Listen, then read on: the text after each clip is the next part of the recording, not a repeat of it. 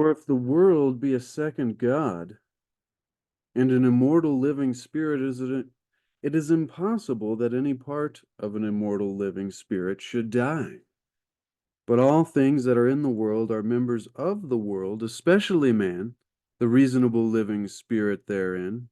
For the first of all is God, the eternal, the unmade, and the workman of all things.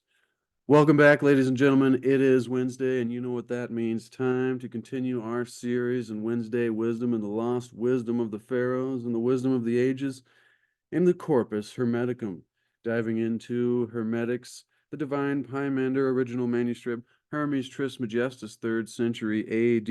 This is a new edition, 2015, edited by Tara Warwick. 2015, so not that new, ladies and gentlemen. But as you can see, we are almost done with this series, and we find ourselves all the way to chapter number 16 in the Corpus Hermeticum, entitled, "That none of the things that are certain can perish."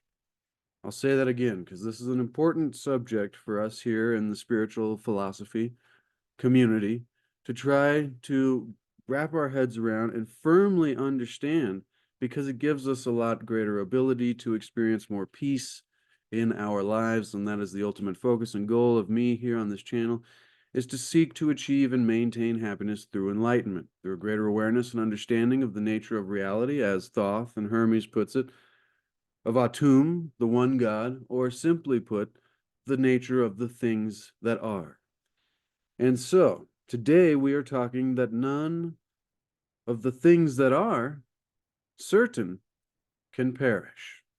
None of these things can perish, ladies and gentlemen. But before we start, let's go back to the very beginning in Hermes Trismegistus, his first book, and remind us what he said there, because I find it most important. Line number 1, he said, "O my son," Hermes speaking to Thoth, his son, "write this first book both for humanity's sake and for piety," which means reverence and honor, "towards God. For there can be no religion more true or just than to know the things that are." So there it is. There can be no spiritual pursuit, spiritual philosophy, spiritual striving. Remember, a pure philosophy is a spiritual striving through constant contemplation to attain true knowledge of Atum, the one God, or, as it's put here, and to know the things that are, and to acknowledge thanks for all things and to that which made them, which thing we shall not cease continually to do, hopefully. And so Thoth asked his father, Hermes Trismegistus, or Thoth, the Egyptian sage god, he says, knowing this as, the purpose and meaning of life. I mean, oh boy, if you've asked that question of yourself before, ladies and gentlemen, sometimes it's hard to get this to stay up. Thank you for joining me, though, by the way. I appreciate each and every one of you for being here. It's always great to see you in the live chat during the premieres. Maybe we'll do some live videos in the future to get a little bit better performance, possibly. But, sorry. He says, knowing that all we have to do is acknowledge creation as God, and then appreciate it, and then tend to it. What then should a man do, O Father, to lead his life well, seeing there is nothing here true? Simply, Thoth responds, be pious. Thoth, or Trismegistus responds, be pious and religious. To me, that means be spiritual, with a spiritual striving or pursuit. For he that does so is the best and highest philosopher. And without philosophy it is impossible to ever attain the height and exactness of piety and religion. However, but he that shall learn and study the things that are, how they are ordered and governed, and by whom, and for what cause, and to what end, will acknowledge thanks to the workman, to Atum, I would say, or to universe, grand organized design, the Tao, Great Spirit, whatever you call it, God, ladies and gentlemen, As to a good father, an excellent nurse, and a faithful steward, and he that gives thanks shall know both where truth is, what it is, and learning that, he will be yet more and more spiritual. However, I say however a lot lately. I've noticed that. It's kind of funny. I used to say ladies and gentlemen like 500 times. There was somebody commented one time so that we could play a drinking game out of how many times you say ladies and gentlemen. But I said that would probably be a bad idea because you wouldn't make it through the video. With that being said, ladies and gentlemen, we now come to chapter 16 of the Corpus Hermeticum, once again reading for purposes of teaching and commentary and expanding the mind, that none of the things that are certain can perish. Line 1 begins.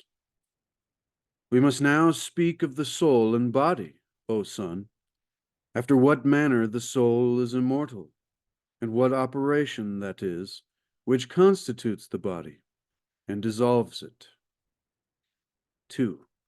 But none of these is death, for it is a conception of a name, which is either an empty word, or else it is wrongly called death by taking away the first letter, instead of immortality.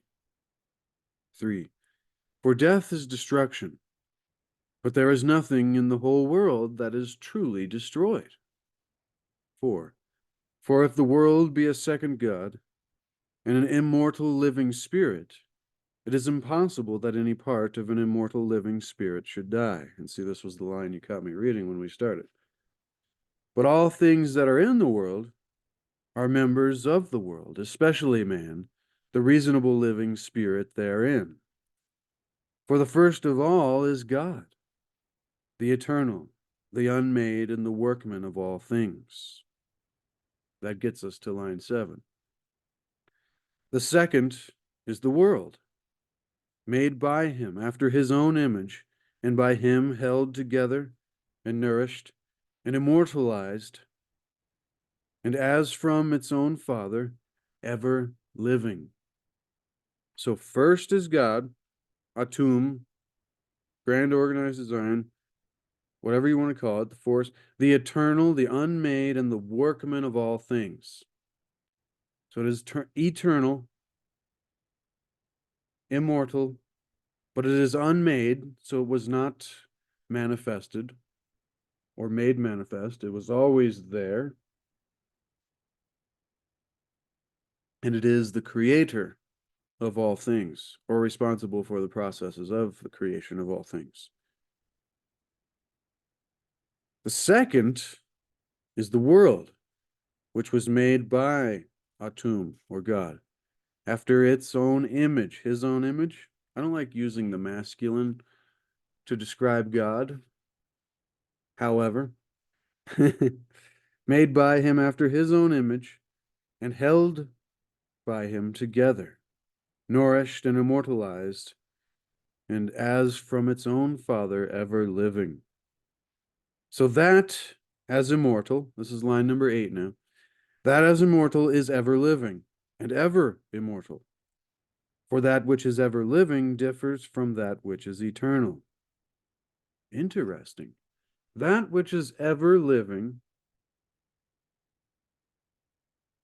differs from that which is eternal. For the eternal was not begotten, or like I said, not made manifest, not made. That goes back to God, first of all things, the eternal and unmade. So it was not begotten. God has not been created or made, or God is eternal. And it was not begotten or made by another. And if it were begotten or made, yet it was made by itself, not by any other, but it is always made. And if it were begotten or made, that's weird. Yet it was made by itself, not by any other, but it is always made. For the eternal, line number 11, as it is eternal is the universe. So see, this is why I always kind of refer to God as universe, because in this Hermetic, esoteric, ancient Egyptian/Greek spiritual philosophy, we're given the understanding that God isn't anthropomorphic. It's not a character or like a being. It is encompassing everything at all times, and is actually the functioning of everything at all times. I mean, we get this from the Tao philosophy as well as many other spiritual philosophies that come to us from much older times than Christianity came to us, giving us this different idea that you are separate from God. And anyways, you've heard me go on those tangents many, many times, ladies and gentlemen. Hopefully you got yourself a beverage and are comfy. And it's a beautiful day wherever you are. The snow is going to be coming in later today, tomorrow, but it's always a beautiful day regardless of the weather, ladies and gentlemen. Regardless of the weather. I like that philosophy. So we're talking about what is eternal here. And that everything that is a part of the world seems to be immortal in some sense. I mean, we have learned in this philosophy previously that us as human beings have a dual nature. We are both mortal, physical, and then we are spiritual and immortal. And this dual nature gives us a unique experience. However, see, there it is again. Too many howevers already. Once again, though, hopefully you're getting value. For the eternal, as it is eternal, is the universe. For the Father himself is eternal of himself, but the world was made by the Father, ever living and immortal. 13. And as much matter as there was laid up by him, the Father made it all into a body, and swelling it up made it round like a sphere, imbued it with quality, being itself immortal, and having an eternal material state. Interesting. Is that talking about the creation of the world? Because many that think the world is not a sphere and is a realm, and there's a lot more that we need to know about that, would take much, I don't know the right way to say that. They wouldn't agree very much with this sentiment here coming to us from chapter 16 of the Corpus Hermeticum, from the Egyptian sage god Thoth, or Hermes Trismegistus. But I wonder what this means. Is it talking about the earth? Is it talking about the soul and being put into the body? Let me read line number 13 again. And as much matter as there was laid up by him, the Father made it all into a body, and swelling it, made it round like a sphere, imbued it with quality, being itself immortal, having an eternal material state. Wonder. The Father, being full of ideas, sowed qualities in the spheres, and shut them up as in a circle, deliberating to beautify with every quality that which afterwards should be made. Then clothing the universal body with immortality, lest the matter, if it would depart from this composition, should be dissolved into its own disorder. Interesting. So if the matter departs from this composition, it should be dissolved into its own disorder. 16. For when the matter was incorporated, O Son, it was disordered, and it hath here the same confusion always revolved about other little things, imbued with qualities in point of augmentation and diminution, which men call death, but indeed a disorder happening about earthly living spirits. So remember what he said back in the beginning. He said, we must now speak of the soul and body, O Son, after what manner the soul is immortal, and what operation that is which constitutes the body and dissolves it. So immediately, he's telling us that our soul, our spirit, maybe the spirit being different than the soul, that's still a confusion to me. If you have an understanding of the difference of the spirit and the soul, leave that in the comments below, but I believe that was in a previous chapter. And it's probably in this series. If not in this series, then it's in the series that we did on the entire book of the Hermetica, the Lost Wisdom of the Pharaohs, which was a really great series. And I want to go back to the history of the Hermetica and Hermetics and how it survived, because that's one of my favorite stories. However, dang it, I did it again.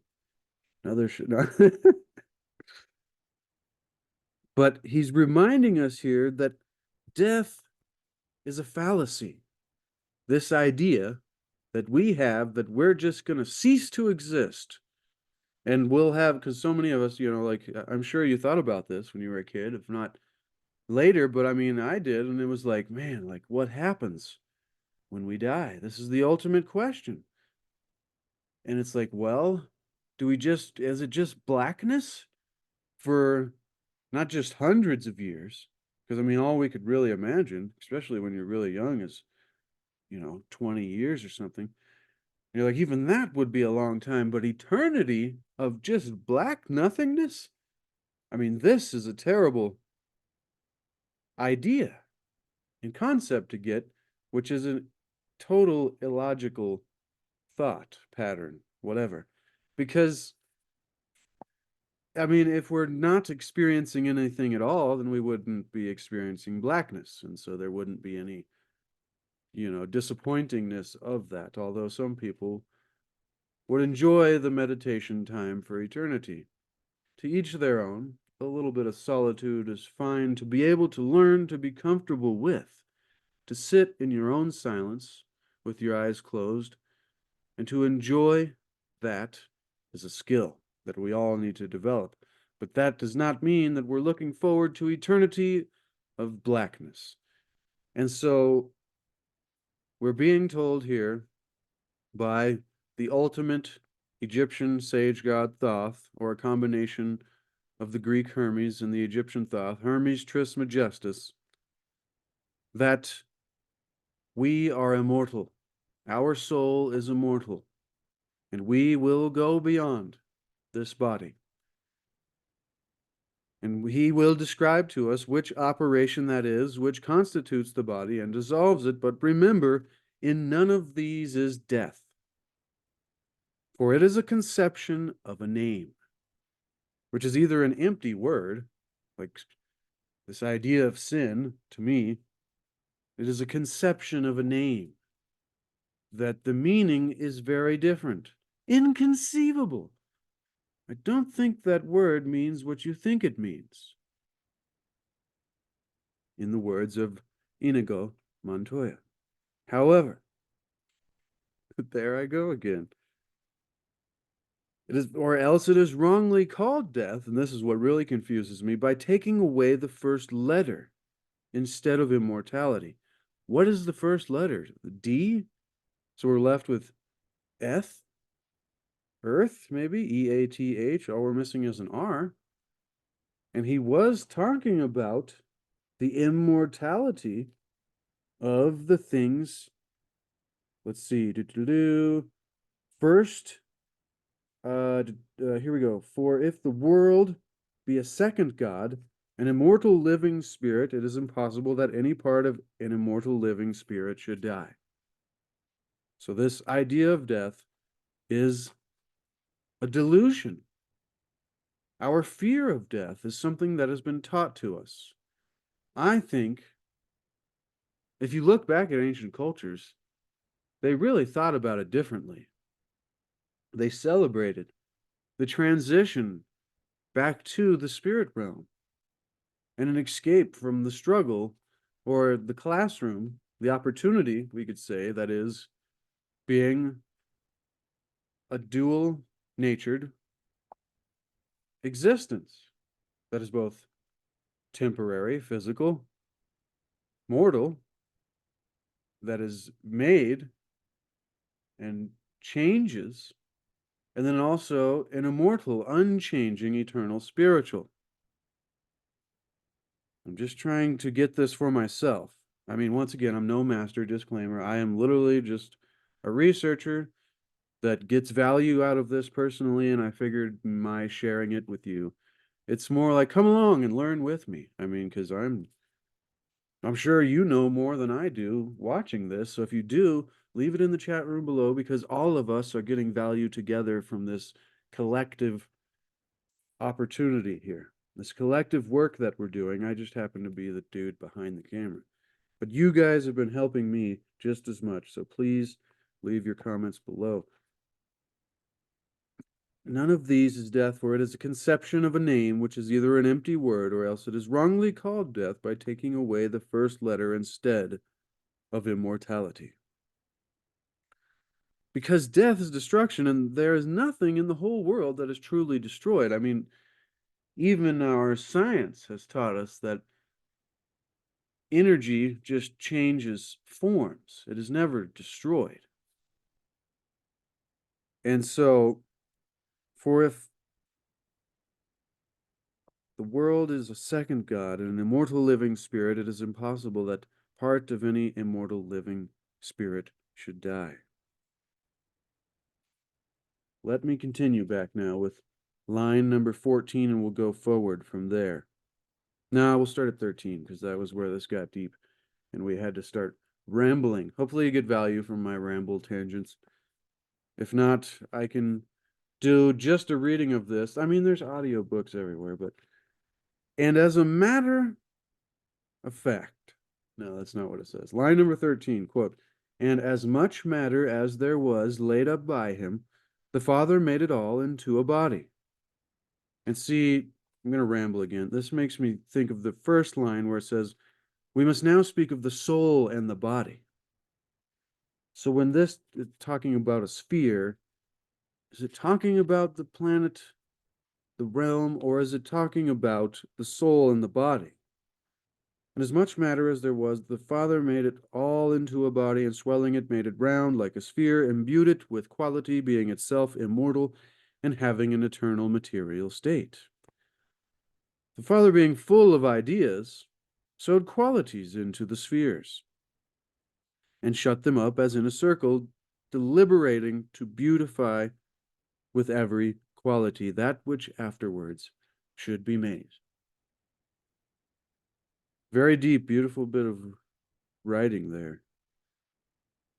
Line 15, then clothing the universal body with immortality. So this universal body was clothed with immortality. Lest the matter, if it would depart from this composition, should be dissolved in its own disorder. For when the matter was incorporated, O Son, it was disordered, and it hath there the same confusion always revolved about the other little things, imbued with qualities, in point of augmentation and diminution, which men call death, but indeed a disorder happening about earthly living spirits. For the bodies of heavenly things have one order, which they have received from the Father at the beginning, and it is by the saturation of each of them kept indestructible. But the saturation of earthly bodies is their consonance, and their dissolution restores them into incorruptibility. That is immortality. There we got it, ladies and gentlemen. Their dissolution, remember, the dissolution is what we see as the illusion of death. But like we were told, none of these is death, for nothing here. For if the world is a second God, an immortal living spirit, it is impossible that any part of this immortal living thing should die. It is impossible that any immortal living spirit should die. However, this thing that is part of augmentation and diminution, or dissolution, of the physical form. That keeps making me think of dissolvement or the breaking down of. But, that's how we fertilize and give opportunity for new life. I'm not talking about dissolving bodies and fertilizing the earth. I'm just talking about the process, the natural cycle that we see in nature, that new life springs forth out of the decay of other plants and things. And this is kind of how it works. I mean, that's a whole different subject in its own. But if we can see that this diminution, this dissolution, which we call death, being indeed for, and then he says it here, but the saturation of earthly bodies is their consonance, and their dissolution restores them into incorruptibility and is immortality. That is immortality. Sorry. And so what that's saying there, because remember, thinking about our dual nature, immortal and mortal, both spirit and body, or soul and body, mind maybe and body. I mean, these are all different aspects. There's plenty of charts and graphs and things that could be made of all of this, because the augmentation and the diminution are very important aspects to all of this, as well as that which is eternal, that which is unmade and made and begotten, and so on and so forth. How I almost said however again, even though I did anyways. Hopefully you're having fun, ladies and gentlemen, but it's that when we go from our mortal, corrupted form, corruptible, remember, because we've heard so much in previous episodes about how the physical nature is evil, but that's not to say that we are evil just by being physical. It's like that it is not pure as the uncorruptibility of the spiritual, non-material side of things. Like this was a couple weeks ago of Truth to his son Thoth. He said, O Thoth, of truth, O Thoth, is it not possible that man, being an imperfect being, compounded of imperfect members and having his tabernacle consisting of different and many bodies, should speak with any confidence? So once again, talking kind of down about the physical nature. However, there was an entire another chapter way back about how man is a marvel, and that us having this ability to experience both the physical and the spiritual nature is quite a marvel. I mean, it goes into a much deeper description of that. I'm just trying to give us examples here in relations to understand, hopefully, for myself and for whoever's listening, thank you for being here, that we can try to get this deep, deep esoteric, occult, some may call it. I like to call it spiritual philosophy and the wisdom of the ages. Line number 19. And so there is made a privation of sense, but not a destruction of bodies. Privation. All right, so whenever there is a word that you don't know, it is important to come to know that word rather than just reading on way faster. So, this word is privation, a state in which things that are essential for human well-being, such as food and warmth, are scarce or lacking. Formal, the loss or absence of quality or attribute that is normally present. Cold is the privation of heat. So very interesting there, related to what was being described. I don't know if that Zoom worked, but we will find out at the end of this recording. But so what it was saying there, and so there was made a privation of sense. So we are deprived, or the sense is taken away. It is scarce. The loss. Cold is the privation of heat. So yeah, the taking away of, or the depriving of. And so Let's read those last two lines again now, knowing that, because this is important and it makes it make more sense. I think 17 and 18 have been so far the most important lines of this, maybe rather than 4 and 1 and 2. But 17, for the bodies of heavenly things have one order, which they have received from the Father at the beginning, and is by the saturation of each of them kept indestructible. But the saturation of earthly bodies is their consistence, and their dissolution restores them into incorruptibility, that is, immortality. And so there is made a privation of sense, but not a destruction of bodies. Now the third living spirit is man, made after the image of the world, and having, by the will of the Father, a mind above other earthly spirits. So does that mean, that made me think about like trees having spirits and plants and, you know, these other things that we don't often give kind of a, it's like thinking about Earth as Gaia, as a living being, and all of these things here are also a part of this, as we are. And there is a lot of earthly spirits going on. But as Hermes said, man is a marvel. By the will of the Father, man made after the image. The third living spirit is man, made after the image of the world. So the world made after the image of God, us made after the image of the world, and having by the will of the Father a mind above other earthly spirits. 21. And when it says man, we're meaning both man and woman, humanity here, ladies and gentlemen. 21. And he does not only have a sympathy with the second God, but also an understanding of the first. So we have a sympathy with the second God, but an understanding of Atum, the one God, the eternal. For the second God he apprehends as a body, but the first he understands as incorporeal, non-physical, not made, not begotten, and the mind of the good. For the second God, which I'm believing it was talking about was the earth, Gaia, the realm, whatever you want to call it,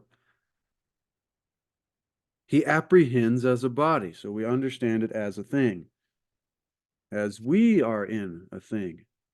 I don't know, this is just how I'm getting it. Once again, if you're getting it, leave me your comments. Let me know what you're getting from this, ladies and gentlemen. For the second God we apprehend as a body, but the first we understand as incorporeal and the mind of the good. See, that makes me think of, do I have it here?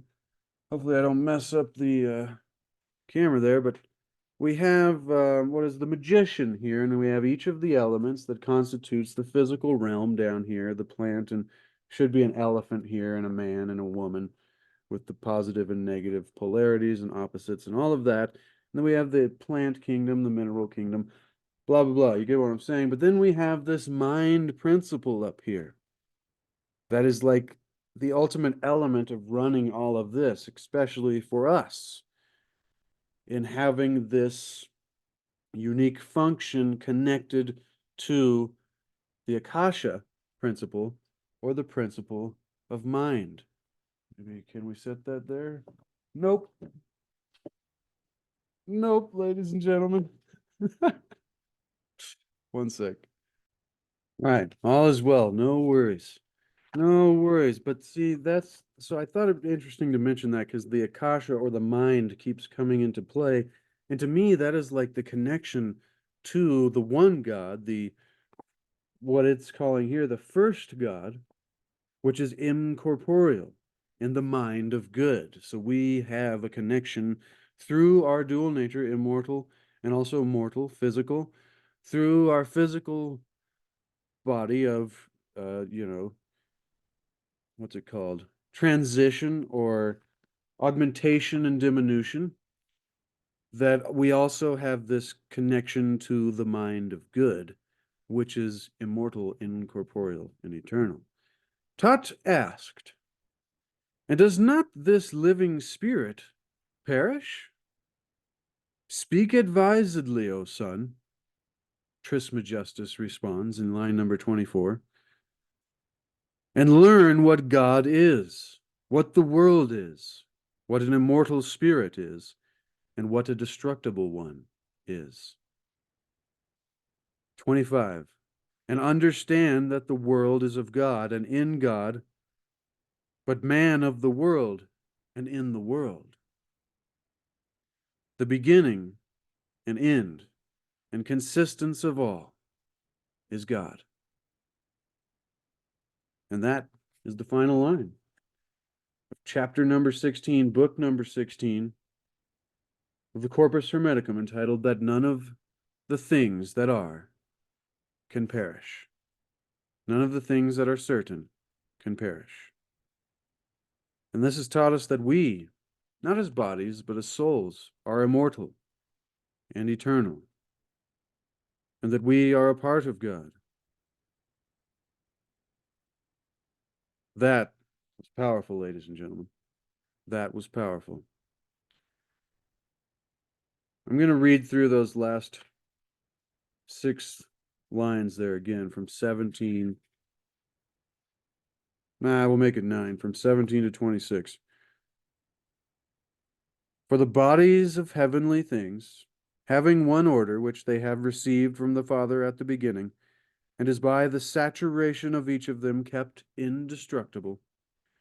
But the saturation of earthly bodies is their consistence, and their dissolution restores them into incorruptibility, that is, immortality. So our dissolution, ladies and gentlemen, and it's the toughest part about life, is death. And it's the most confusing part about life, at least for me, should be for any of us. It still gives me great trouble. But, that means I have much work to do. I was doing better with it a long time ago, but when your parents get up there, and when you see your loved ones losing their parents, it's even, So I have empathy, and I'm here with all of you. We're just human beings. Once again, we're learning on this journey together. So thank you for being here and joining me. I love and appreciate each and every one of you. Wishing everyone the best. But this should give us some comfort and some peace in knowing that Hermes Trismegistus and Thoth, the Egyptian sage god, was telling us that when speaking of the soul and the body, in what manner the soul is immortal, and that in none of these is death, for that is just a conception of a name which is an empty word. Instead, immortality is restored unto us when we are removed from the corruptibility of the body. And so there is made a privation of sense, but not a destruction of bodies. So maybe it isn't even that we are destroyed in our form. It's just we lose the senses that give us this physical experience that we have. As a spiritual being having a temporary human experience rather than a human being who every now and then will have a temporary spiritual experience. Now,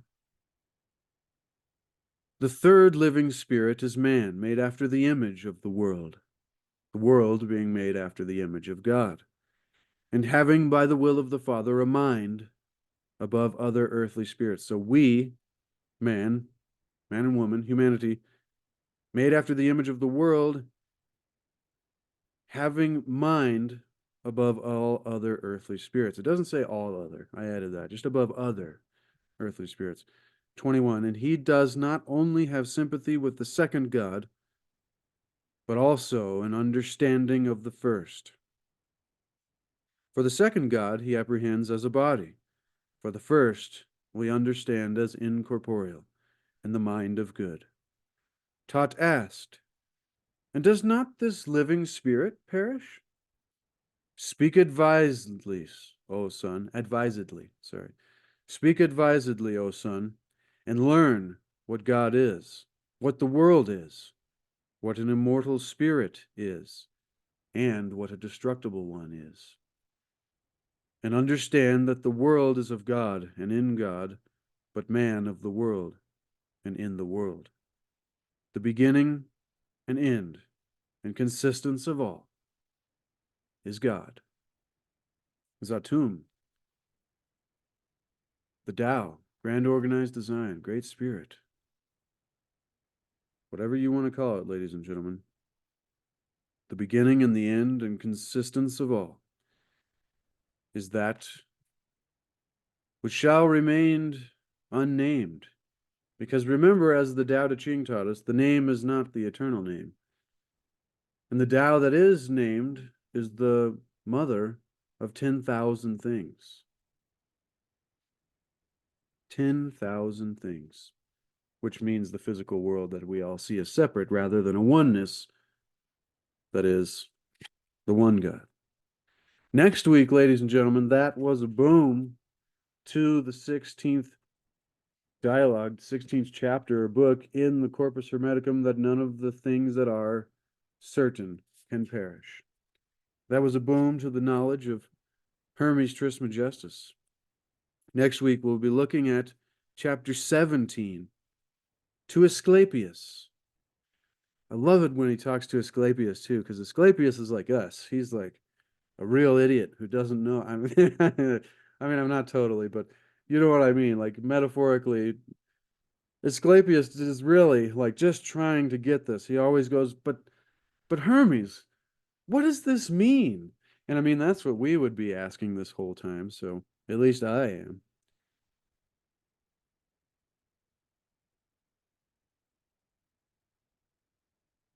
He begins saying, because you, O Thoth, in your absence, need to learn the nature of things that are, he would not suffer me to give over until I was forced to discourse to him many things at large, that his contemplation might.